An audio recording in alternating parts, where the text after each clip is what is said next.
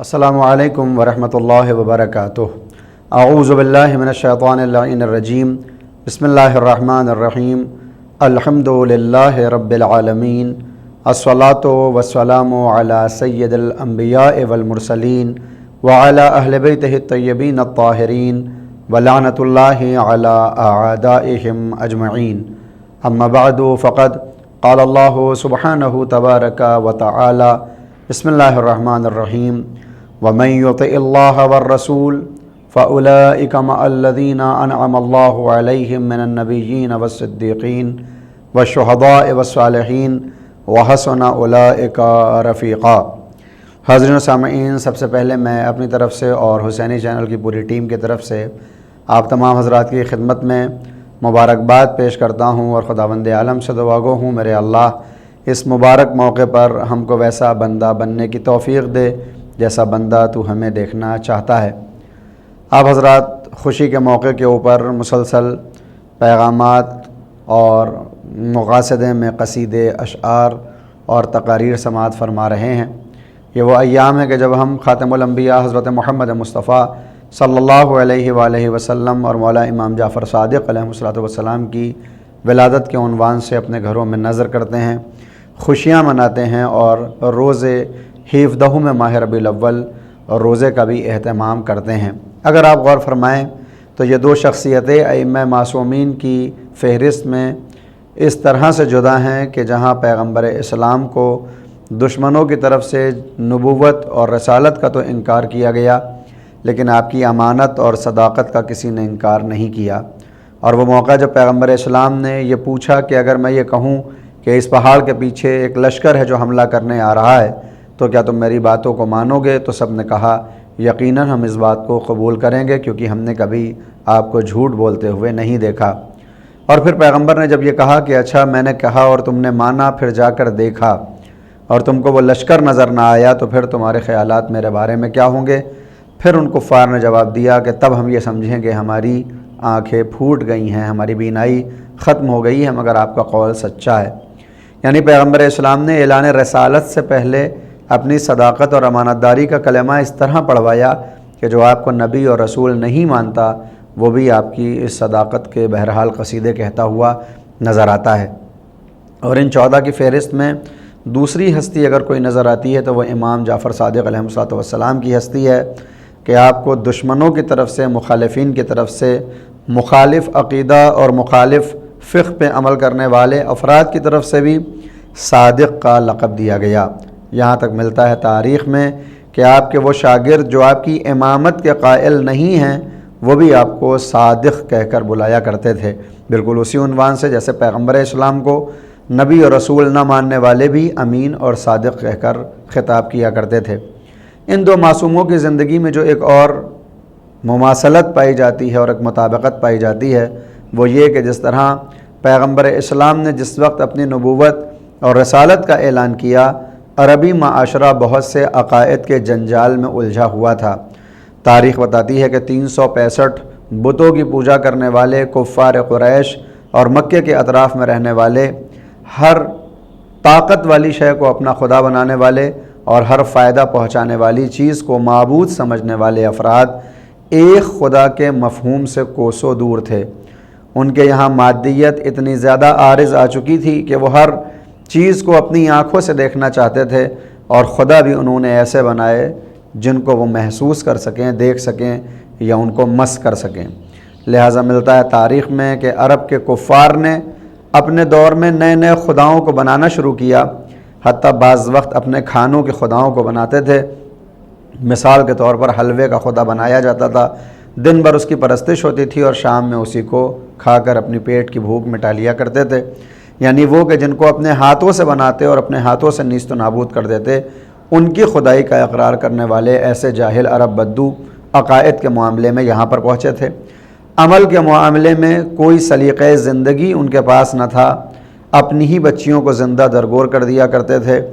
سماج کے معاشراتی سسٹم کا کوئی قانون ان کے یہاں نہیں پایا جاتا تھا۔ شادی اور بارات کا کوئی رسم و رواج نہ تھی۔ جس کا قبیلہ حاوی ہو جاتا وہ دوسرے قبیلے کی عورتوں کو اٹھا لاتا اور ان کو اپنی زوجہ کی صورت میں استعمال کرنے لگتا۔ آپس کی جنگوں کا معاملہ اتنا بگڑ چکا تھا کہ ایک ایک اونٹ اور ایک ایک گھوڑے کے لیے 40 برس تک جھگڑا کرتے تھے، لڑائیاں کرتے تھے، ہر وقت اپنی تلواروں کو میان سے باہر رکھا کرتے تھے۔ ایسے جاہل اور بدو ماحول میں پیغمبر اسلام کو مبعوث کر کے پیغمبر اسلام کو خداوند عالم نے بھیجا کہ جس کے لیے خود قرآن کہتا ہے لقد من اللہ علی المؤمنین اذ بعث فیہم رسولا من انفسہم یتلو علیہم آیاتہ ویزکیہم ویعلمہم الکتاب والحکمہ وان کانوا من قبل لفی ضلال مبین۔ اور یہ اللہ کا احسان تھا مومنوں کے اوپر کہ اس نے ان میں سے ایک کو رسول بنا کر بھیجا جو آیات کی تلاوت کرتا ہے، تزکیہ نفس کرتا ہے اور کتاب اور حکمت کی تعلیم دیتا ہے کہ جس کے آنے سے پہلے تم سب کے سب کھلی ہوئی گمراہی پر تھے۔ یہ آیت یہ بتاتی ہے کہ پیغمبر کے آنے سے پہلے اور ان کی بعثت سے پہلے عرب کا ماحول کیسا تھا۔ پیغمبر اسلام جس وقت اس دنیا میں آتے ہیں اور عرب کی تمام خرابیوں اور برائیوں کو دیکھتے ہیں تو ان خرابیوں کو دور کرنے کے لیے پہلے 40 برس ایسا کردار پیش کرتے ہیں کہ لوگ آپ کی طرف جلب ہونے لگیں اور لوگ آپ کی طرف کھنچ کر چلے آئیں۔ لہٰذا قرآن کی آیت ہے کہ حبیب خدا یہ جو افراد آپ کے اطراف میں نظر آتے ہیں یہ صرف اس بنیاد پر ہے کہ آپ کا قول اور آپ کا کلام نرم ہوتا ہے، آپ کا اخلاق اتنا اعلیٰ اور بالا ہے کہ یہ تمام کے تمام افراد آپ کی طرف کھنچ کر چلے آتے ہیں۔ پیغمبر اسلام نے جس طرح سے اپنے اخلاق اور کردار کو پیش کیا کہ جاہل عرب بدوؤں کو کہ جو 365 خداؤں کی عبادت کرنے والے ہوں ان کو ایک خدا کی جب دعوت دی تو کافی افراد آپ کے دشمن ہو گئے۔ اور اسی مکے کے اندر دشمنوں کی فہرست میں وہ افراد بھی نظر آ رہے ہیں کہ جن کے قبیلے سے تعلق پیغمبر اسلام کا ہے۔ مثال کے طور پر ابو لہب جیسا وہ نام نہاد چچا جو رشتے میں پیغمبر اسلام کا چچا ہے مگر پیغمبر اسلام کی تبلیغ رسالت کا سب سے بڑا روڑا بن جاتا ہے۔ اور قرآن کریم میں لعنت آتی ہے نام لے کر جس کے وہ یہی ابو لہب نظر آتا ہے۔ بہرحال پیغمبر اسلام جب اس دنیا میں آئے تو بہت سے معجزات دیکھے گئے، بہت سی کرامتیں نمودار ہوئیں زمین پر اور آسمانوں پر۔ آپ سنتے رہتے ہیں کہ فارس کا آتش کدا خاموش ہو گیا، دریائے ساوا خشک ہو گیا، ایوان کسرا کے 14 کنگورے گر کر زمین پر گر پڑے اور اس کے علاوہ شیطان کی آمد و رفت آسمان تک بند ہو گئی۔ پیغمبر اسلام جب اس دنیا میں آئے تو پوری دنیا متوجہ ہوئی کوئی ایک ایسا کام ضرور ہوا ہے جو عام طور پر غیر عادی ہو۔ لہٰذا تاریخ میں ملتا ہے کہ کئی جگہ عیسائیوں نے اپنے اس عبادت کے گھر میں ان باتوں کو کرنا شروع کیا کہ ستاروں کا ملن اس طرح سے ہو رہا ہے جیسے کہیں دنیا کے کسی خطے پر کوئی ایک بڑا واقعہ نمودار ہوا ہے۔ پیغمبر اسلام جب اس دنیا میں آئے تو تاریخ آپ کے سامنے ہے۔ کچھ برس تک آپ کی ولادت سے پہلے آپ کے والد گرامی اس دنیا سے جا چکے ہیں۔ آپ کی ولادت کے کچھ سالوں کے بعد آپ کی والدہ گرامی بھی اس دنیا سے رخصت ہو گئیں اور پھر آپ کے دادا حضرت عبد المطلب نے آپ کی تربیت کی اور اپنے زندگی کے وقت آخر میں مولا کائنات کے والد گرامی حضرت ابو طالب کے ہاتھوں میں پیغمبر اسلام کے ہاتھوں کو تھمایا تاکہ وہ آپ کی کفالت کر سکیں۔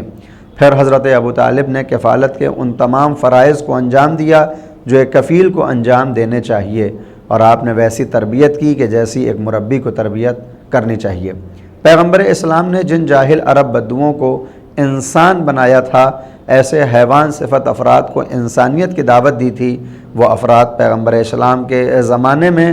اس مقام پر پہنچ گئے کہ وہ عرب کہ جہاں معاشراتی سسٹم کا وجود نہ تھا، وہی عرب اور وہی مکہ اب تمام انسانوں کا مرکز اور محور قرار پایا۔ پیغمبر اسلام نے اپنی 40 برس کی عام زندگی اور 23 برس کی رسالت کی زندگی میں مکے کو اور عربوں کو یہ شرف بخشا کہ ساری دنیا کے افراد متوجہ ہو رہے تھے مکے کی جانب۔ ایک طرف چاہنے والے افراد تھے جو حقیقت میں پیغمبر اسلام سے محبت کرتے تھے، دوسری طرف ایسے افراد تھے جو دل سے آپ کے دشمن تھے اور کبھی بھی آپ کے ساتھ نظر نہیں آنا چاہتے تھے۔ ان دو گروہوں کے درمیان ایک گروہ ایسا بھی تھا جو زبان سے پیغمبر اسلام کے ساتھ تھا مگر دل سے پیغمبر کے خلاف، اور قرآن یہ کہتا ہے کہ جب وہ شیطانوں کے ساتھ بیٹھا کرتے تھے تو کہتے تھے کہ ہم تو پیغمبر سے مذاق کرتے ہیں، نہ ہم ان کو دل سے نبی مانتے ہیں نہ خدا کو خدا، بلکہ ہم تو یوں ہی وقت کو صرف و خرچ کرنے کے لیے جاتے ہیں۔ اور اس طرح سے وہ پیغمبر کی بزم کا مذاق اڑایا کرتے تھے۔ قرآن کہتا ہے کہ وہ مذاق نہیں اڑاتے تھے بلکہ خدا ان کا مذاق اڑانے والا ہے۔ ایسے افراد کو منافق کہا گیا۔ یہ موقع کی تلاش میں تھے کہ کس طرح سے پیغمبر اسلام اس دنیا سے جائیں اور یہ اپنی کارگزاریوں کو عملی شکل دے کر دنیا کے سامنے لے آئیں۔ لہٰذا پیغمبر اسلام جب اس دنیا سے گئے تو ایسے منافقوں نے اسلام کو دو نیم کرنے کے لیے نئے نئے حربوں کا استعمال کرنا شروع کیا، اور آخر وہ وقت بھی آیا کہ جب پیغمبر اسلام کی اس وراثت کو پامال کیا جانے لگا جو وراثت خداوند عالم کی طرف سے آپ کو عطا کی گئی تھی۔ پیغمبر سے پہلے والے انبیاء نے بھی جب وراثت میں نبوت اور رسالت کو چھوڑا تو ان کو کوئی بھی اختیار نہ تھا کہ اپنا وارث کس کو بنائیں، مگر یہ کہ خداوند عالم کے حکم اور نبی کے اعلان سے لوگوں پر یہ ثابت ہوتا تھا کہ اس پیغمبر اور اس نبی کے بعد کون ان کا جانشین اور خلیفہ ہوگا۔ لہٰذا اسی قانون کے تحت پیغمبر اسلام نے اپنی زندگی کے آخری ایام میں غدیر خم پر اپنے بھائی مولا کائنات حضرت علی بن ابی طالب علیہ السلام کو اپنا جانشین اور خلیفہ اور ولی بنا کر لوگوں کے سامنے پیش کیا، مگر پیغمبر کی آنکھیں بند ہونے کے بعد مسلمان دو حصوں میں تقسیم ہوئے اور اسلام کے مرکز کو بدلنے کی کوشش کی گئی، اور کافی حد تک بہت سے افراد اس میں کامیاب بھی ہوئے۔ دور گزرتا رہا، مولا کائنات 25 برس تک خانہ نشینی کی زندگی گزارتے رہے۔ مولا امام حسن کے ساتھ دھوکہ کیا گیا، مولا امام حسین کو مظلومانہ طریقے سے شہید کیا گیا، امام زین العابدین کے اوپر ظلم ہوتے رہے، اور جب زمانہ اپنے 5ویں دور اور 6ٹھے دور میں پہنچا، یعنی مولا امام محمد باقر علیہ السلام اور مولا امام جعفر صادق علیہ السلام کا زمانہ آیا، تو یہ وہ کہا جا سکتا ہے کہ سنہرا دور تھا کہ جب لوگ متوجہ ہوئے کہ ہم نے پچھلے 100 برس میں خطا کی ہے، غلطی کی ہے، اور جو ہمارا طریقہ اہل بیت کے ساتھ ہونا چاہیے تھا وہ طریقہ نہیں تھا، اور اب لوگ متوجہ ہوئے اور آستانہ امامت کے اوپر اپنی جبین کو ٹیکنے کے لیے صبح و شام امام کے دروازے پر آنے لگے۔ لہٰذا تاریخ یہ بتاتی ہے کہ ائمہ کی فہرست میں امام محمد باقر اور امام جعفر صادق علیہ السلام کا دور اس معنی میں سنہرا دور کہلایا جا سکتا ہے کہ تعلیمات اسلام، تعلیمات قرآن، تعلیمات احکام، یہ ساری چیزیں اسی دور میں اہل بیت علیہ السلام سے لینے والوں نے اختیار کی۔ لہٰذا آج بھی تاریخ جب علوم کے معاملے میں اپنے سرداروں کو تلاشتی ہے تو کہیں نہ کہیں وہ سردار اسی آستانے کے شاگرد نظر آتے ہیں۔ بات اگر دینی علوم کی ہو تو آج مسلمانوں میں پائے جانے والے 4 فقہی مکاتب میں چاروں مکتب کہیں نہ کہیں امام جعفر صادق علیہ السلام کے مرہون منت ہیں، اس لیے کہ یا تو بلا واسطہ کوئی ان کا شاگرد قرار پاتا ہے یا باواسطہ ان کا شاگرد بنتا ہے۔ مثال کے طور پر امام ابو حنیفہ اور امام مالک کہ جن دونوں نے آستانہ امامت کے اوپر اپنی جبین کو جھکایا اور امام سے کسب فیض کیا، اور یہ کہنا پڑا کہ اگر 2 برس امام کے ساتھ نہ ہوتا تو میں ہلاک ہو جاتا۔ البتہ یہ جملہ اس سے پہلے بھی تاریخ میں دیکھا گیا تھا کہ جب کہنے والے نے کہا تھا کہ اگر علی نہ ہوتے تو میں ہلاک ہو جاتا۔ ائمہ اہل بیت علیہ السلام کا دروازہ وہ دروازہ ہے جہاں ہلاکتوں سے بچایا جاتا ہے اور سعادتوں کو تقسیم کیا جاتا ہے۔ مولا امام باقر علیہ السلام اور مولا امام جعفر صادق علیہ السلام کے دور کی جو سب سے بڑی خصوصیت تھی وہ یہی کہ مسلمانوں کے درمیان فقہی اعتبار سے اب یہ سوالات پیدا ہونے لگے تھے کہ آخر قرآن کو سمجھنا ہے تو کس دروازے پہ جایا جائے، اور اگر دین کو جاننا ہے تو کس کے آستانے کو اپنایا جائے۔ یہ وہی دور تھا کہ جب بنی امیہ کی حکومت متزلزل ہو رہی تھی اور بنی عباس اپنی حکومت کے استحکام میں جٹے ہوئے تھے۔ ان 2 بڑی طاقتوں کے ٹکراؤ کی وجہ سے ان دونوں کی توجہ یعنی بنی امیہ کے آخر کے دور کی توجہ اور بنی عباس کے آغاز کے دور کا وقت تھا کہ جو امام کی طرف سے ان کی توجہ نہ گئی اور مولا کو یہ موقع ملا کہ وہ قرآنی فرامین کو اور دین کے احکام کو لوگوں کے سامنے پیش کر سکیں۔ دین اور اسلام میں جب ہم یہ کہتے ہیں کہ امام باقر کو باقر کہا جاتا ہے، جس کے معنی یہ ہیں علم کو چیرنے والا، باقر علم النبیین کہا جاتا ہے کہ آپ انبیاء کے علم کو چیرنے والے تھے، یعنی ان کے علوم کو لوگوں کے سامنے پیش کرنے والے اور ان کی باطنی حقیقت کو ہمارے سامنے لانے والے ہیں۔ مولا امام محمد باقر کا دور بھی علم کے اعتبار سے ایک ممتاز زمانہ کہا جا سکتا ہے، اور مولا امام صادق علیہ السلام کے زمانے کو تو بہرحال ایک خاص اہمیت حاصل ہے کہ 4000 شاگرد جو بلا واسطہ امام علیہ السلام سے کسب فیض کرتے ہیں اور آپ سے روایت نقل کرتے ہیں۔ امام کے دروازے سے ہر طرح کے علوم تقسیم کیے جاتے ہیں، چاہے علوم قرآنی ہوں اور چاہے علوم غیر قرآنی، یہاں تک کہ علم کیمیا اور شیمیہ کے شاگرد بھی آپ کے دروازے پر دیکھے جاتے ہیں۔ اور آج کے دور میں جدید کیمسٹری کے جو باپ کہے جاتے ہیں، یعنی جابر ابن حیان انصاری، وہ بھی کہیں نہ کہیں امام جعفر صادق علیہ السلام سے ہی کسب فیض کر کے اس مقام تک پہنچنے والے تھے۔ امام صادق نے اس تھیوری کو بھی رد کیا تھا کہ جو ارسطو نے پیش کی تھی کہ انسان 4 ارکان کے مجسمے کا نام ہے اور 4 عناصر ہیں جو ملتے ہیں جن کے بعد انسان وجود پاتا ہے: آگ، مٹی، پانی اور ہوا۔ امام صادق علیہ السلام نے بعد میں اس تھیوری کو رد کرتے ہوئے بتایا کہ مٹی خود کوئی ایک عنصر نہیں ہے، بلکہ اس کے اندر کئی عناصر ہیں کہ جن سے یہ مٹی وجود میں آتی ہے۔ اسی طرح سے پانی کے متعلق آپ نے فرمایا پانی ایک عنصر نہیں ہے، بلکہ اس کے اندر کئی ایسی چیزیں ہیں کہ جن سے مل کے پانی بنتا ہے۔ اور ہوا کے متعلق بھی آپ نے یہی تھیوری پیش کی، اور بعد کے ترقی یافتہ دور نے اس قول کی صداقت کے اوپر مہر لگائی، اور آج ہم اپنے بچوں کو بچپن میں یہ سکھاتے ہیں کہ پانی کے اندر بھی 2 عنصر یا 2 مولکول پائے جاتے ہیں، ایک کو ہائیڈروجن اور ایک کو آکسیجن کہا جاتا ہے۔ امام علی مقام نے اس دور جہالت میں جہالت کے پردوں کو پھاڑتے ہوئے علم کو پیش کیا۔ اس طرح سے پیغمبر اسلام کے ساتھ مولا امام صادق کی زندگی یوں مماثل ہو جاتی ہے کہ جیسے پیغمبر اسلام نے جہالت کے پردوں کو پھاڑ کر علم کی نور کو بکھیرنا شروع کیا تھا، لاتعداد خداؤں کی خدائی کرنے والے اور عبادت کرنے والے افراد کے سامنے ایک خدائے واحد کے مفہوم کو پیش کیا تھا، اسی طرح مولا امام صادق نے تمام فقہی مکاتب کے مجموعے میں اپنی فقہ کو پیش کر کے قرآن کریم کے ذریعے استدلال کرتے ہوئے حق و حقانیت کے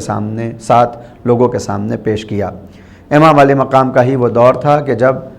حدیث کے اوپر لگی ہوئی پابندی بھی ختم کی گئی۔ پیغمبر اسلام کے بعد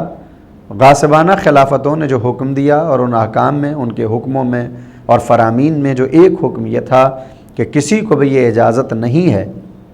کہ وہ یہ کہے کہ اس نے پیغمبر اسلام کو یہ کہتے ہوئے سنا۔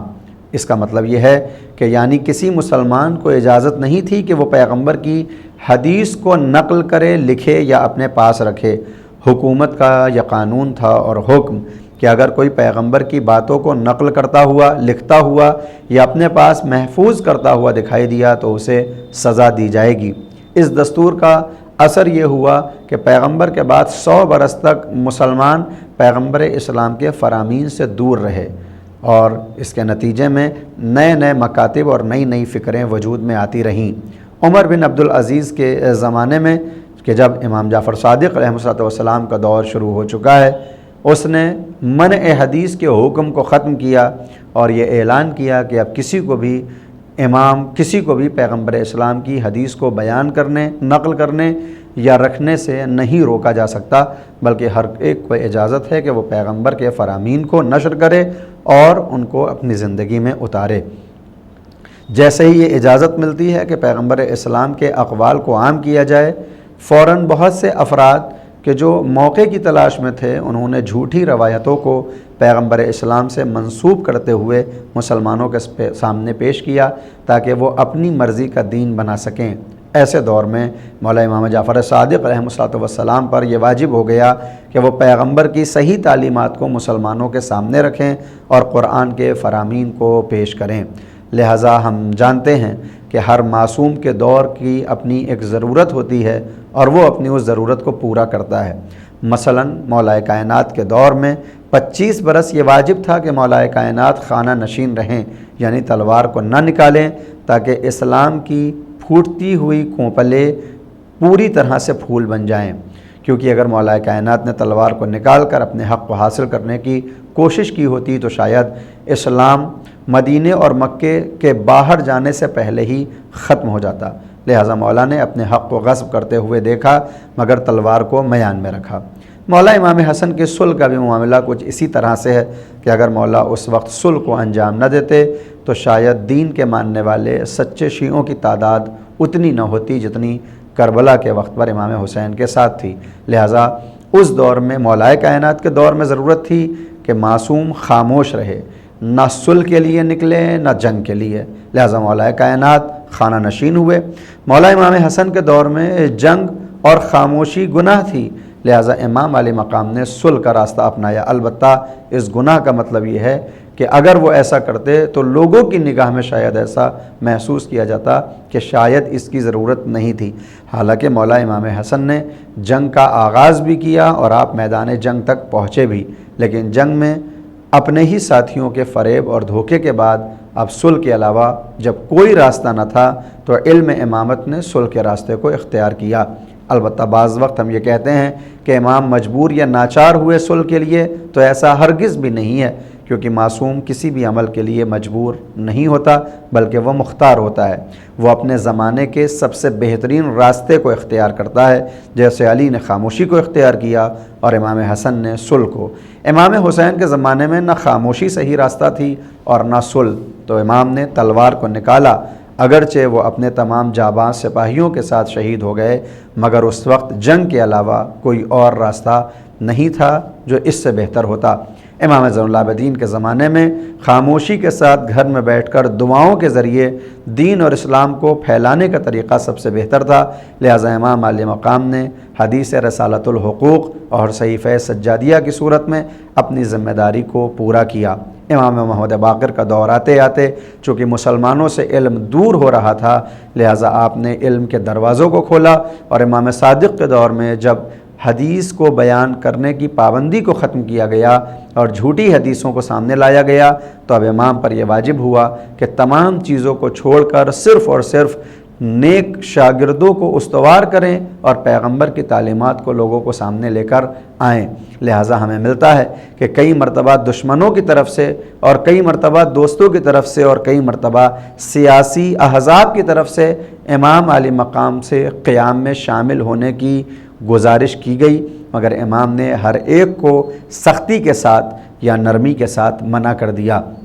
لہٰذا ہم دیکھتے ہیں وہ دور کہ جو سیاست کے اعتبار سے سب سے کمزور ہے، ایک طرف بنی امیہ ختم ہو رہے تھے اور بنی عباس عروج پر جا رہے تھے، اس وقت کئی افراد تھے جو یہ چاہتے تھے کہ امام علی مقام تلوار اٹھائیں تاکہ قیام ہو اور پھر سے حکومت مولا کائنات کی اولاد کی طرف پلٹ کر آئے، مگر امام صادق علیہ السلام نے اس کو قبول نہ کیا، کیونکہ اس دور کی ضرورت حکومت اور دولت نہیں بلکہ علم کو پھیلانا اور علم کو پہنچانا ہے۔ لہٰذا امام صادق نے جہاں ابو مسلم جیسے افراد کے قیام کا بھی انکار کیا، وہیں حضرت زید شہید کے قیام میں بھی پوری طرح سے ظاہر نہ ہو کر